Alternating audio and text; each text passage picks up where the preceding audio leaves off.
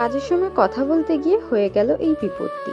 একটা চোখে লাল ঠিক হয়েছে আর একটা চোখে লালটা গেছে ঘেটে, যে কারণে চোখটাকে আবার আমি বুঝিয়ে দিয়েছি, দিয়ে আবার নতুন করে চোখটাকে আমি এঁকেছি।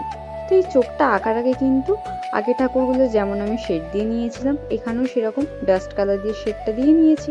আমার বাকি সরস্বতী ঠাকুরের থেকে এই ঠাকুরের মুখটা কিন্তু একদমই আলাদা। এই মুখটা দেখো কিরকম একটু কিউট কিউট টাইপের না, এখন যেরকম কিউট সরস্বতী খুব ভাইরাল হয়েছে, কিছুটা সেই রকমই মুখটা, তবে পুরোপুরি কার্টুন টাইপের নয়। কিউট সরস্বতীর চক্করে পড়ে মানুষ কিন্তু ভগবানকেও পুতুল বানিয়ে দিচ্ছে, একদম পুতুলের মতন দেখতে লাগে। তাকে দেখে কিন্তু ভক্তিও আসে না, কিছুই আসে না। তাকে এইরকম রূপে পুজো করে কি লাভ হয় সেটা তো আমি বুঝতে পারি না। তোমরা যদি একটু ঠাকুরমশাইদের থেকে খোঁজ নাও তাহলে তোমরা জানতে পারবে যে কোনো থিমের ঠাকুর কিন্তু পুজো হয় না। সেই থিমের ঠাকুরগুলো জাস্ট শো অফ করার জন্য, সেগুলোকে সাজিয়ে রাখার জন্য, সেগুলো কিন্তু পুজো হয় না। পুজো করার জন্য একটা সাবেকি প্রতিমারই কিন্তু প্রয়োজন হয়। বাইরের কোনো মানুষকে তো দোষ দিয়ে লাভ নেই, আমাদের নিজের ধর্মের মানুষরাই আমাদের এই ধর্মটাকে কিন্তু ছেলে খেলা বানিয়ে রেখেছে। যার যখন যেরকম ইচ্ছা হচ্ছে সে সেই রকম ভাবে কিন্তু সেই রকম রূপে ভগবানকে নিয়ে আসার চেষ্টা করছে। 2024-এ এই কিউট মা সরস্বতী ট্রেন্ডটা কিন্তু শুরু হয়েছে।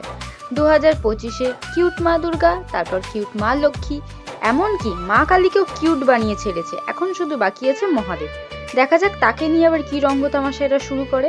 যাই হোক, এই বছর আমাদের কিন্তু বেশ অনেকগুলো কিউট সরস্বতীর জন্য এসছিল কাস্টমার, আমার বাবা কিন্তু করেনি।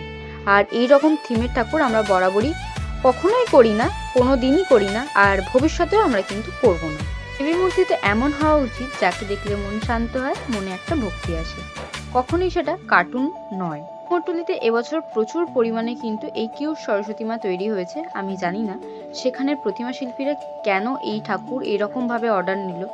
বেশিরভাগ শিল্পীরা কিন্তু এই রকম ঠাকুরের অর্ডার নিতে চায় না। তারা ভাবছেন বাড়িতে কিউট সরস্বতী মার পুজো করবেন বা বড় প্যান্ডেল করে সেখানে কিউট সরস্বতী মার পুজো করবেন, তাদের কাছে রিকোয়েস্ট করব যে এই ধরনের ছেলে খেলাটা করবেন না, এইটাকে খুব তাড়াতাড়ি কিন্তু বন্ধ করা দরকার।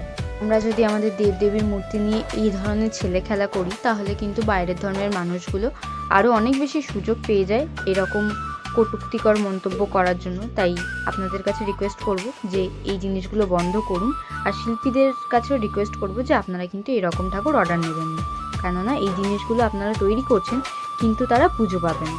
তো যাই হোক, আমার কাজ কিন্তু এখানে শেষের দিকে।